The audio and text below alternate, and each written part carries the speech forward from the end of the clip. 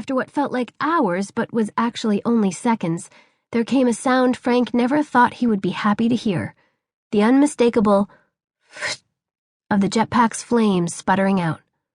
A moment later, Frank slid to a stop. To his surprise, he was alive and relatively unscathed. The field behind him, however, had not been quite as lucky. As he turned around, his eyes grew wide. Patches of fire had sprouted up in his wake and were growing larger. Frank let out a shout and leapt to his feet. He ran and frantically stomped at the burning crops. By the time he reached the pail of water he had left, he had managed to put out most of the fires. But then he realized there was something else burning. Letting out another shout, Frank tore the jetpack off his back and threw it to the ground. He dumped the bucket of water over it. There was a sizzle as the flames went out. Pulling off his goggles, Frank looked down at his masterpiece, now a singed pile of metal. He let out a sigh. Not all inventions work the first go-around, he told himself. Einstein had tried hundreds of formulas before he came up with E=mc². Frank just needed to go back to the drawing board. Things would go smoother next time. Inside the barn, Frank sat on a workbench, repairing his jetpack.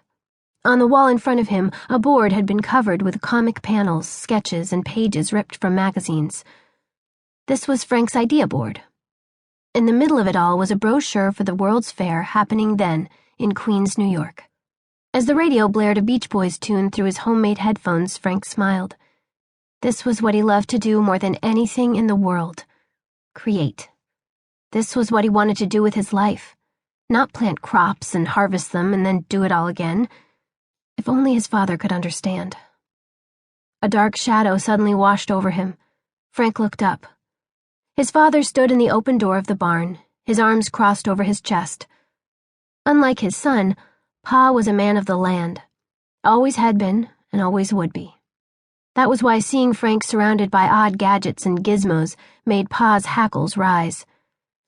"Ground's burnt out there," he said after Frank had pulled down his headphones. "Really?" Frank replied. "Weird." There was a pause as Pa stared at his son, his eyes drilling into the young boy. He knew Frank was playing dumb, just like he knew Frank wanted to do anything but farm. "It's getting warm," Pa finally said. "We need to start harvesting today." "Yeah," Frank replied. "That's, why I got up early." Pa raised an eyebrow and nodded at the jetpack. "I thought we talked about that." "You talked about it," Frank said defiantly. Then he looked at the ground. His father hated when he talked back. Pa narrowed his eyes. "What makes you think you're gonna make that thing fly?" Frank shrugged. "I'm optimistic?" "You're 10, Pa pointed out. "Carl Benz started engineering university when he was 10, Frank pointed out. When his father just looked at him blankly, he explained.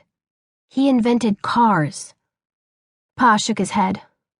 "Henry Ford invented cars," he retorted. "Henry Ford produced cars," Frank said, correcting him. Instantly, he wished he hadn't said it. He had pushed too far.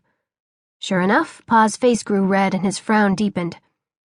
"You're wasting your time," Pa growled. Frank always backed down. Today, he wouldn't, even though he knew he was playing with fire. "I'm not," he shouted. "This contraption doesn't work," Pa shouted back. "It's not a contraption," Frank cried. "I can make it work."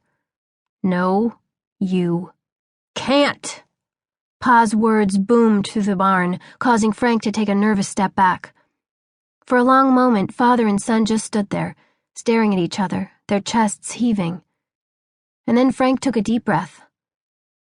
"I'm not giving up," he said softly. Pa reacted instantly. With one swift sweep of his arm, he knocked everything off the workbench. Papers, tools, even pieces of the jetpack went flying. His face fire engine red, Pa turned and looked at his son. He had had this argument for the last time. Frank had to stop pretending he would be anything other than a farmer. That was what walkers did.